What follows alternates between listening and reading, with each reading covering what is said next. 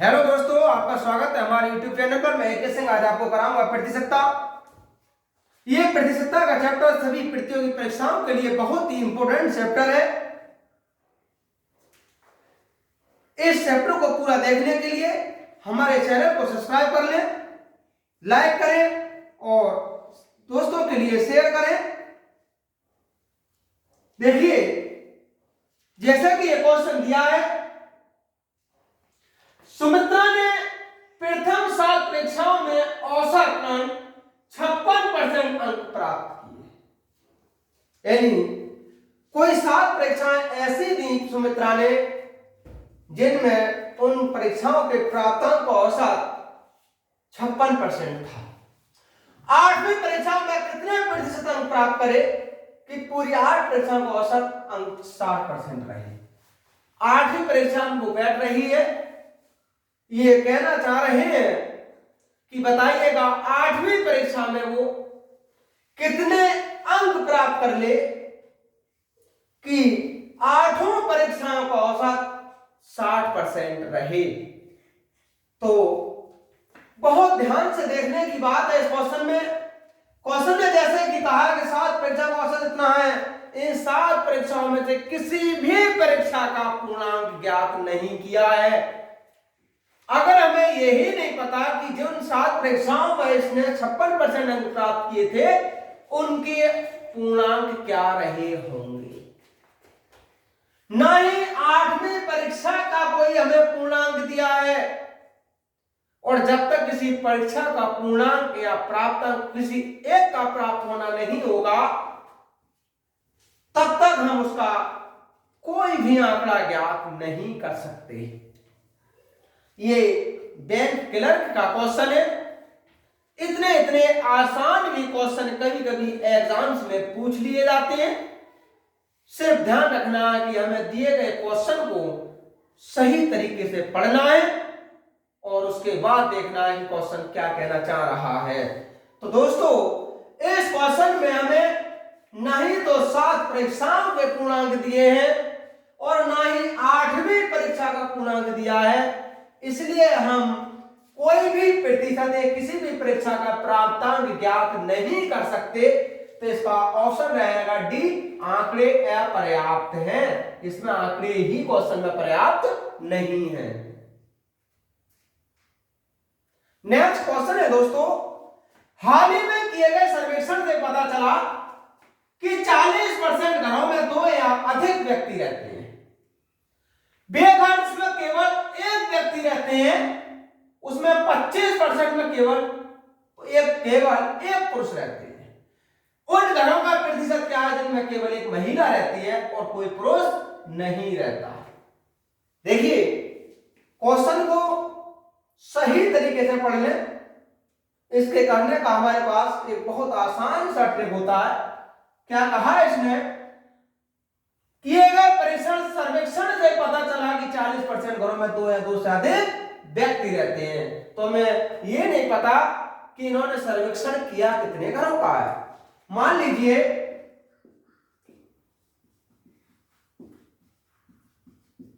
कि इन्होंने सर्वेक्षण 100 घरों का किया। हम ये मान रहे हैं कि जो सर्वेक्षण हुआ था वो 100 घरों का हुआ था। आगे क्या कहा है, 40% घरों में 2 या 2 से अधिक व्यक्ति रहते हैं। जो 100 घरों का सर्वेक्षण किया, उन 100 घरों में से 40% घर ऐसे थे जिसमें 2 या फिर 2 से अधिक व्यक्ति रहते थे। 2 या अधिक।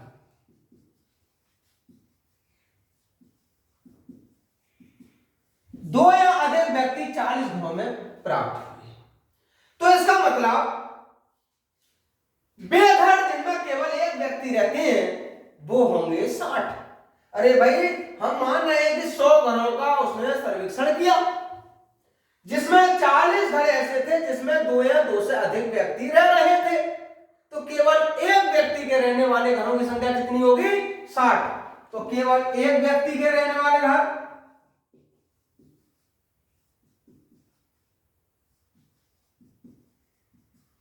वो होंगे 100 में से ये 40 कम किया 60।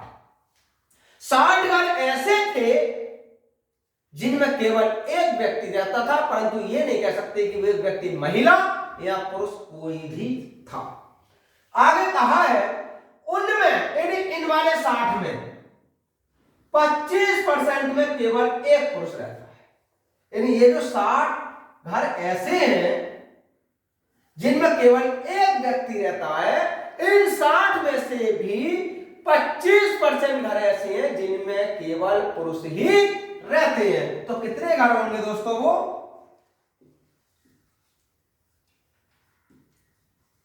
केवल पुरुष लोग जिस घर में रह रहे हैं 60 का 25%, ये होगा 15 घर ऐसे थे जिनमें केवल एक पुरुष रहता था। कहा है उन घरों का प्रतिशत क्या है जिनमें केवल एक महिला रहती है।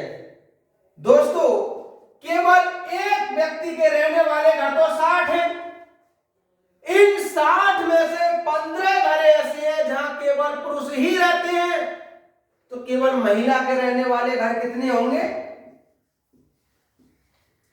केवल एक महिला, ये होंगे 60 माइनस 15 45%। तो दोस्तों 45% घर ऐसे हैं जिनमें केवल एक महिला रहती है। नेक्स्ट क्वेश्चन है दोस्तों, बालू और लोहा के 1 किलोग्राम मिश्रण में 20% लोहा है, उसमें कितना बालू मिला दिया जाए कि उसमें लोहा 10% हो जाए? तो सबसे पहले हमें यह ज्ञात करें कि जो 1 किलोग्राम हमारे पास मिश्रण है इसमें लोहा कितना होगा। तो मिश्रण में लोहा कितना होगा? ये रहेगा 1 किलोग्राम, 1 किलोग्राम को 1000 ग्राम लिख सकते हैं, इसका 20% ये होगा 200 ग्राम। अब हमें ये पता चला कि जो 1 किलोग्राम का मिश्रण था उस मिश्रण में 200 ग्राम दोस्तों लोहा मिला था। उसने कहा इसमें कितना बालू मिला दें कि लोहा 10% हो जाए, तो किसमें मिला दें? इस मिश्रण में। कहना चाह रहा है इस मिश्रण में ये बताइएगा कितना बालू मिला दें कि लोहा 10% हो जाए, तो इसका मतलब मिश्रण तो बढ़ जाएगा। भाई दोस्तों सीधी सी बात हुई, 1 किलोग्राम हमारे पास मिश्रण है और अब वो ये कहना चाह रहे हैं कि इस मिश्रण में कितना बालू मिला दें कि लोहा 10% हो जाए, तो इसका मतलब मिश्रण तो बढ़ेगा। जब बढ़ेगा तो नया मिश्रण कितना होगा, और जितना भी मिश्रण बढ़ेगा वो सिर्फ और सिर्फ बालू ही बढ़ेगा। तो नया मिश्रण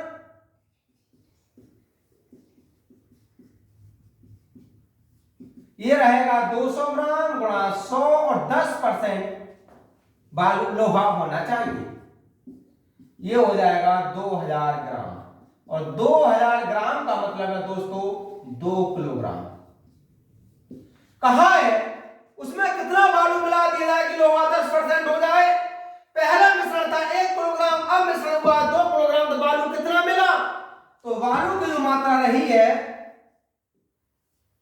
2 माइनस 1 यानी 1 किलोग्राम। इसका मतलब हुआ कि अगर हम इस 1 किलोग्राम मिश्रण में 1 किलोग्राम बालू और मिला दें तो उसमें लोहे का जो प्रतिशत रहेगा वो 10% हो जाएगा। इसका ऑप्शन नंबर 1 करेक्ट होगा। नेक्स्ट क्वेश्चन है दोस्तों, दो संख्याओं में 5:4 का अनुपात है। यदि पहली संख्या का 40% 12 है तो दूसरी संख्या का 50% क्या होगा? तो सबसे पहले ये ज्ञात करें कि वो संख्याएं हैं कितनी।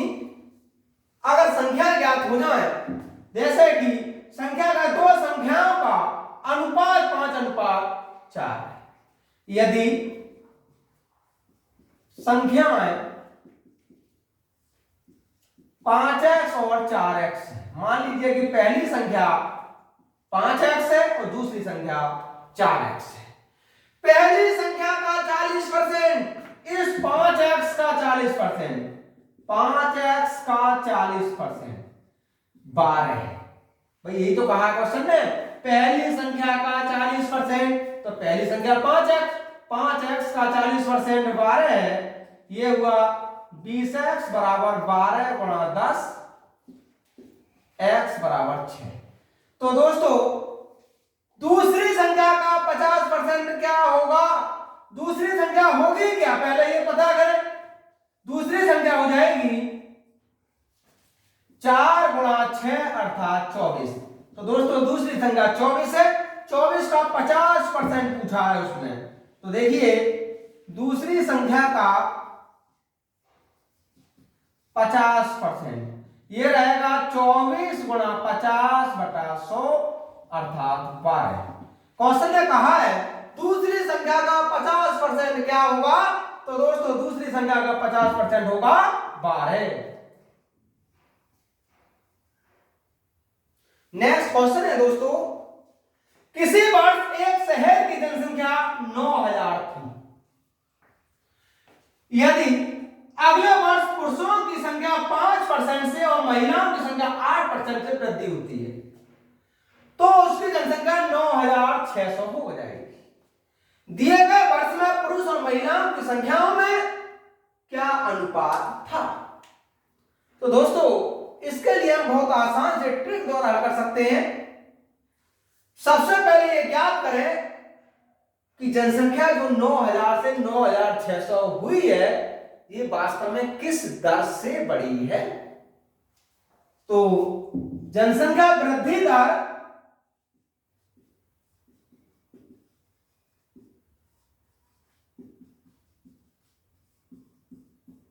ये रहेगा 9600 हुई, जबकि पहले 9000 थी, बटा 9000 और गुणा 100, यहां से बचा 600 गुणा 100 और ये हुआ 9000, ये हुआ 20/3। इसका मतलब हुआ कि जो जनसंख्या थी उसकी वृद्धि दर 20/3% थी। अब क्वेश्चन क्या कह रहा है? पुरुष 5% से बढ़े, मान लीजिए ये पुरुष थे और ये महिला है।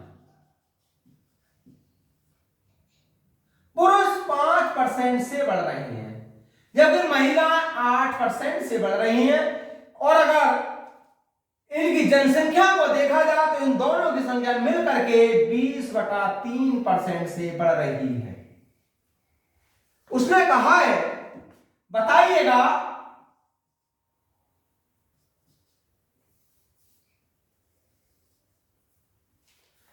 दिए गए वर्ष में पुरुष और महिलाओं की संख्या में क्या अनुपात था? तो ये जो अनुपात रहेगा, इनका अंतर कर लीजिए दोस्तों, 8 - 20/3, इनों का अंतर कर लीजिए, ये होगा 5 - 20/3, 20/3 - 5। यहां से कहेंगे 24 - 20/3, 20 - 15/3, ये बचा 4 और ये बचा 5। क्वेश्चन ने कहा है दिए गए वर्ष में पुरुष और महिलाओं की संख्या में क्या अनुपात था? तो दोस्तों दिए गए वर्ष में इनकी संख्या का अनुपात था 4:5। इसका यही आंसर सही होगा। नेक्स्ट क्वेश्चन है दोस्तों, व्यक्ति ए 75% सत्य बोलता है तथा बी 80% सत्य बोलता है। कितने प्रतिशत स्थितियों में दोनों एक दूसरे का खंडन करते हैं? यानी ऐसी कितनी परसेंट स्थितियां हैं जब व्यक्ति ए सत्य बोल रहा हो तो बी असत्य बोल रहा हो, और जब व्यक्ति ए असत्य बोल रहा हो तो व्यक्ति बी सत्य बोल रहा हो? वो स्थितियां पूछना चाह रहा है।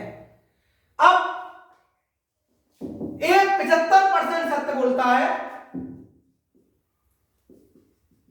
इसका मतलब हुआ कि ये 3/4 सत्य बोलता है। तो फिर असत्य कितना बोलता होगा? ये बोलता होगा 3/4 अर्थात 1/4। बी 80% सत्य बोलता है, इसका मतलब हुआ 1/5 सत्य बोलता है, और असत्य कितना बोलता होगा फिर ये 1 माइनस 1/4, 5, 4/5। इसका मतलब हुआ कि A 3/4 सत्य बोलता है तो 1/4 सत्य बोलता है, और B 1/5 सत्य बोलता है तब ये 4/5 असत्य बोलता है। उसने कहा एक दूसरे का खंडन कब करेंगे ये, तो अभिष्ट जो खंडन रहेगा जब A सत्य बोलेगा तो B असत्य बोलेगा 4/5। जब 20 A असत्य बोलेगा तो B सत्य बोलेगा। ये हुआ 12/20, 1/20 अर्थात 13/20।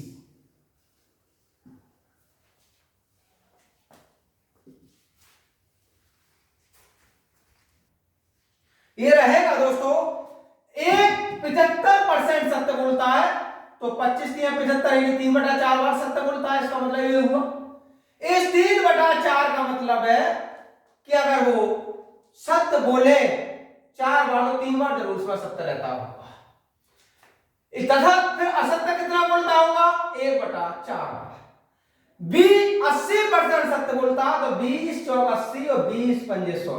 इसका मतलब हुआ 4/5 बार भी सत्य बोलता है। तो अगर भी असत्य कितना बोलता है 1 माइनस 4/5 यानी 1/5 बार ये असत्य बोलता है। क्वेश्चन लगा कितने परसेंट स्थितियों में दोनों एक दूसरे का खंडन करते हैं। अगर ए सत्य बोल रहा होगा उस समय बी असत्य बोल रहा होगा, तो 3/4 सत्य बोल रहा है तो 1/5 असत्य प्लस अगर ए असत्य बोल रहा है तो बी सत्य बोल रहा होगा। ये हो जाएगा दोस्तों 3/20 और ये हो जाएगा 4/20। ये होगा 7/20। उसने कहा कितने प्रतिशत, अगर इसे प्रतिशत में बदलना है तो 100 से गुणा करेंगे, 20 पंजे 100, 7 पंजे 35। तो दोस्तों 35% स्थितियां ऐसी होंगी कि जब वो एक दूसरे का खंडन करेंगे। नेक्स्ट क्वेश्चन है दोस्तों, यदि किसी संख्या के 60% में से 60 को घटाने पर भी 60 हो तो संख्या क्या होगी? बहुत आसान से ट्रिक द्वारा हल हो सकता है ये सवाल। फिर समझिएगा, किसी संख्या के 60% में से 60 को घटाने पर भी 60 हो जाए तो संख्या रहेगी 60 और 60, यानी 60 को घटाने पर 60 ही बचे। इसका मतलब ये दोनों जोड़ दीजिएगा, 60 + 60 गुणा 100, और इसका कितना होना चाहिए 60%। ये हुआ 120 गुणा 100/60, 6 दूनी 12, ये हुआ 200।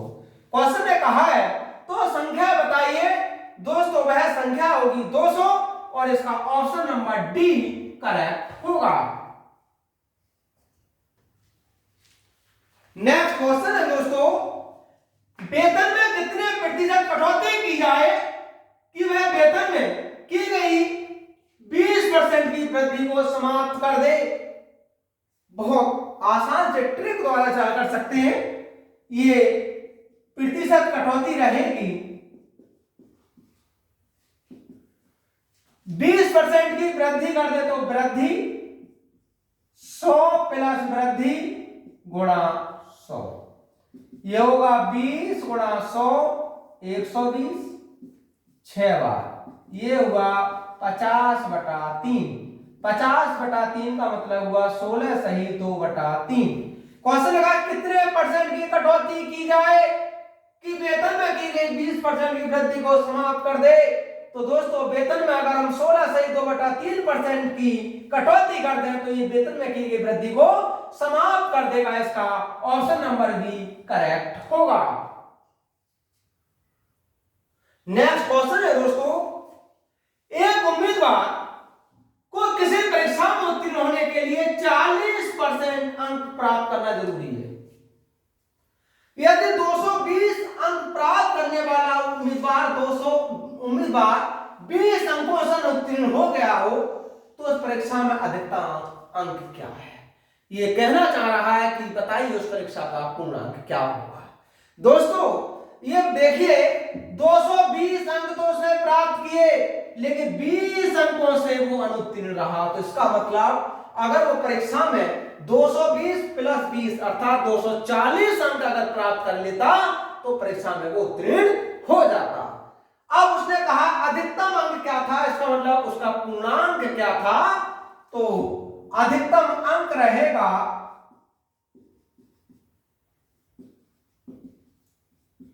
इस 220 में ये वाला 20 जोड़ दीजिएगा गुणा 100 बटा 40, ये होगा 240 गुणा 100 बटा 40, 4 छंग 24, 600।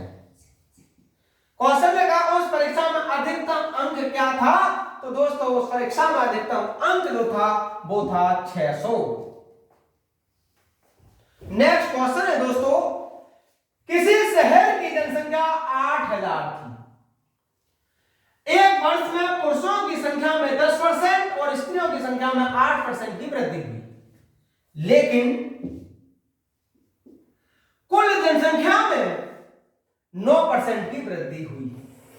उस शहर में पुरुषों की संख्या क्या थी? ऐसे सवालों को ज्ञात करने के लिए पहले पुरुष और महिलाओं इनकी संख्या में अनुपात ज्ञात कर लीजिएगा, क्योंकि ये जनसंख्या का मतलब हुआ कि पुरुष और महिला दोनों का योगफल 8000 है। अब अनुपात ज्ञात करने के लिए भी बहुत आसान सा एक तरीका होता है, जैसे कि ये पुरुष और ये महिला, पुरुषों की संख्या में 10% की वृद्धि हुई, महिलाओं की संख्या में 8% की वृद्धि हुई, जबकि जनसंख्या में 9% की वृद्धि हुई। तो पुरुष और महिलाओं में जो अनुपात रहेगा इनका अंतर कर लीजिए a और इनों का अंतर कर लीजिए a, अर्थात महिला और पुरुष में 1:1 का अनुपात है। अब क्वेश्चन ने कहा है उस शहर में पुरुष कितने थे, तो दोस्तों उस शहर में जो पुरुष रहेंगे ये रहेगा पुरुष का अनुपात 1, नीचे इन दोनों का योगफल गुणा 8000, ये हुआ 4000। तो दोस्तों उस शहर में पुरुषों की संख्या थी 4000। नेक्स्ट क्वेश्चन है दोस्तों, किसी परीक्षा में 1000 लड़के और 800 लड़कियां थी। तो परीक्षा में सम्मिलित जो थे वो 1000 लड़के थे और 800 लड़कियां थी। लड़कों का 60% और लड़कियों का 50% उत्तीर्ण हुए। इन 1000 में से लड़के तो 60% उत्तीर्ण हो गए और इन 800 में से लड़कियां 50% उत्तीर्ण हो गई। जो परीक्षार्थी अनुत्तीर्ण हुए उनका प्रतिशत क्या होगा? तो पहले ये देखें कि उस परीक्षा में कुल कितने परीक्षार्थी उत्तीर्ण हुए हैं। तो उत्तीर्ण परीक्षार्थी देखिए दोस्तों 1000 लड़के थे जिनका 60% हुए उत्तीर्ण, 800 लड़कियां थी जिनका 50% हुआ, ये हुआ 600 और ये हुआ 400 अर्थात 1000। उस परीक्षा में 1000 परीक्षार्थी उत्तीर्ण हुए थे। अब उसने कहा है ये बताइएगा कि अनुत्तीर्ण जो हुए थे उनका कितना परसेंट था। तो अनुत्तीर्ण का प्रतिशत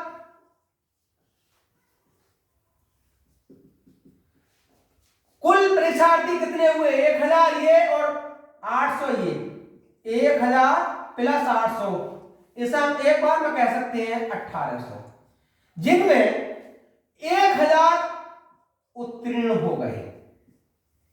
जिसका परसेंट निकालते हैं उसी संख्या से डिवाइड कर देते हैं, तो हमें अनुत्तीर्ण वालों को निकालना है तो पूर्णांक से डिवाइड हो जाएगा और गुणा कर देंगे 100। यहां से बचा 800 गुणा 100 और ये बचा 1800, ये होगा 400/9, ये हुआ 44.4%। क्वेश्चन ने कहा है जो परीक्षार्थी अनुत्तीर्ण हुए उनका प्रतिशत ज्ञात कीजिए। तो दोस्तों इस परीक्षा में 44.4% विद्यार्थी अनुत्तीर्ण हुए थे, इसका ऑप्शन नंबर बी करेक्ट होगा। नेक्स्ट क्वेश्चन है दोस्तों, यदि ए का 80% और बी का 50% बराबर है और बी बराबर है ए का x%, तो बताइए x का मान इनमें कौन सा होगा। देखिए दोस्तों, a का 80% बराबर है b का 50%। इसका मतलब हुआ 8a बराबर होगा 5b और b बराबर होगा 8/5a। आगे कहा है b बराबर है a का x%, b बराबर है a का x% और b का मान ये वाला रख लीजिए दोस्तों 8/5 और a बराबर रहेगा a का x%। यहां से ये 20, तो x बराबर रहेगा 8 गुणा 20 अर्थात 160। तब x का मान क्या होगा, तो x का मान होगा दोस्तों 160। इसका ऑप्शन नंबर बी करेक्ट होगा।